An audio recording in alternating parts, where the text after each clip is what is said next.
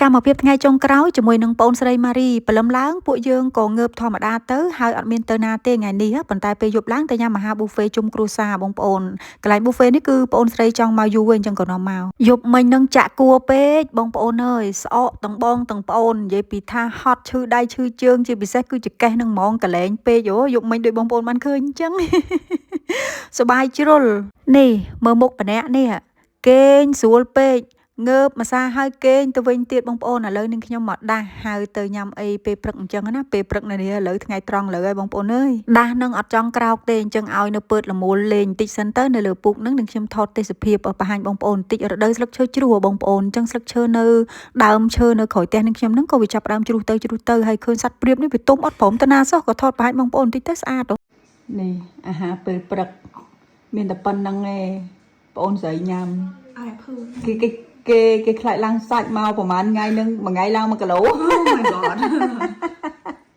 បងសណាញាត់ឲ្យញ៉ាំរហូតនេះមិនដាស់នេះគឺជាប័រពងមាន់ដែលនេះខ្ញុំវាយបង្ហាញបងប្អូនហ្នឹងណាចាយកមកលាបញ៉ាំពេលថ្ងៃត្រង់ហ្នឹងនៅសាច់គោអាំងដែលដាក់បង្កកហ្នឹងក៏ឲ្យបងស្រីញ៉ាំទៅហើយនឹងខ្ញុំញ៉ាំតែនំប៉័ងទេ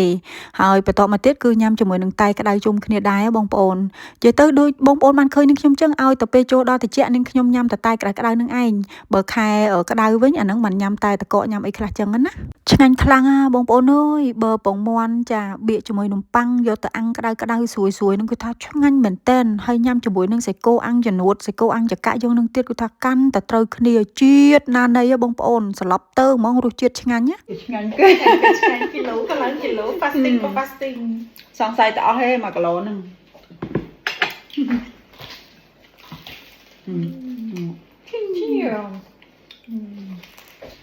មកចុះទៅ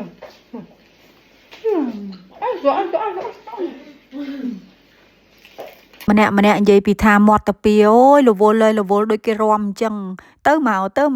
ឆ្ងាញ់ពេកយោបងស្រីម៉ារីគាត់ចូលចិត្តម្ហូបស្នាដៃនឹងខ្ញុំបងប្អូនគាត់ថាឆ្ងាញ់ញ៉ាំហើយពិបាកហៅរសជាតិដូចនឹងខ្ញុំធ្វើអញ្ចឹងណាអើយនិយាយទៅគឺតាមការចូលចិត្តទេបងប្អូននៅចំពោះមុខម្ហូបមួយអូភ្ញៀវលាងចាននេះអូតើអូដៃចាក់នេះចេះតើចាំមកនាងចានកើតមែនតែចាំមកលាងអត់ដែរ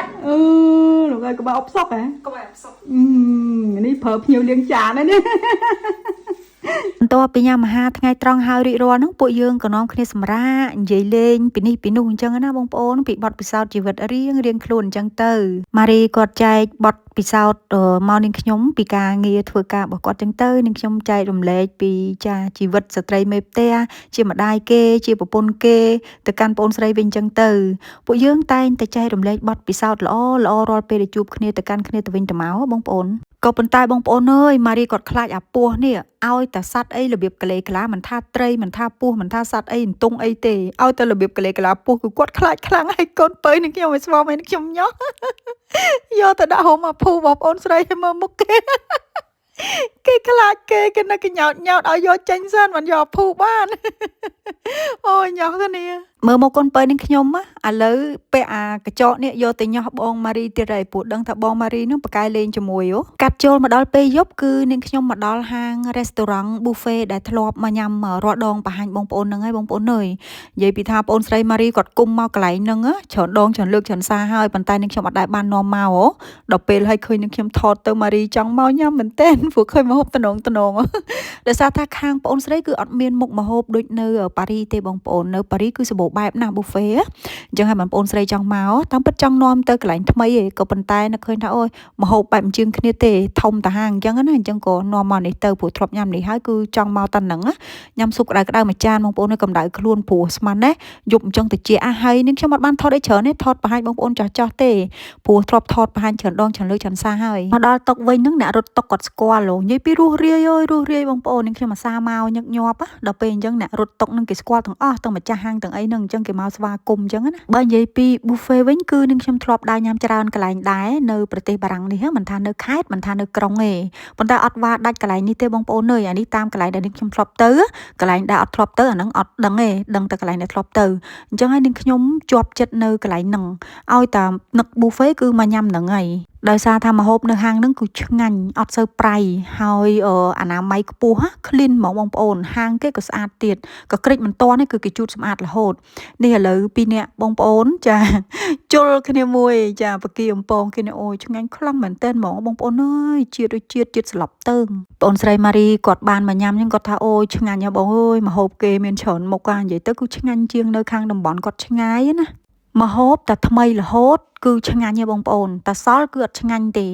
បើនិយាយពីម្ហូបនៅហាង buffet នេះថ្ងៃក៏អស់ល្ងាចក៏អស់ចាក់អស់និយាយទៅគឺថាចាក់អត់តាន់ទេម្ហូបគេលក់ដាច់មែនតើអញ្ចឹងបានម្ហូបគេថ្មីស្រស់គឺឆ្ងាញ់រហូតណា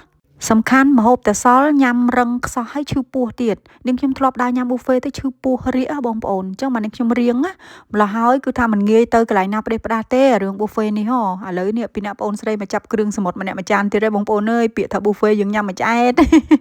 ប៉ុន្តែខាតបងប្អូននាងខ្ញុំញ៉ាំតិចតែគ្រាន់តែថាហ្នឹងហើយយើងបានញ៉ាំគ្រប់មុខនៅអ្វីដែលយើងចង់ញ៉ាំអញ្ចឹងតាមនឹងទៅអ្នកគេញ៉ាំច្រើនក៏ញ៉ាំច្រើនទៅអ្នកគេញ៉ាំតិចក៏ញ៉ាំតិចតាមនឹងទៅដូចនាងខ្ញុំញ៉ាំតិចតាមនាងខ្ញុំញ៉ាំតិចអញ្ចឹងទៅមកដល់បង្អែមនាងខ្ញុំញ៉ាំតែផ្លែឈើហើយនំម្ដុំទេនំនោះដែលនាងខ្ញុំញ៉ាំនាងខ្ញុំចូលចិត្តហ្នឹងមកពីអត់ផ្អែមហើយដូចវាមានគ្រាប់ពីស្តាសអីវាលាយអីចឹងណាបងប្អូនអញ្ចឹងទៅឆ្ងាញ់ខ្លាំងមែនតើ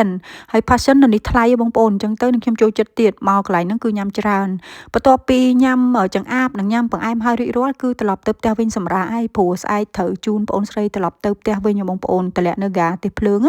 អញ្ចឹងហើយបងស្រីក៏ចាញ៉ាំហើយស្រូតរួចរាល់ហ្នឹងក៏ទៅផ្ទះងូតទឹកសម្អាតខ្លួនសម្រាប់ទាំងអស់គ្នាទៅអរគុណច្រើនបងប្អូនវីដេអូនេះមានតែប៉ុណ្្នឹងទេ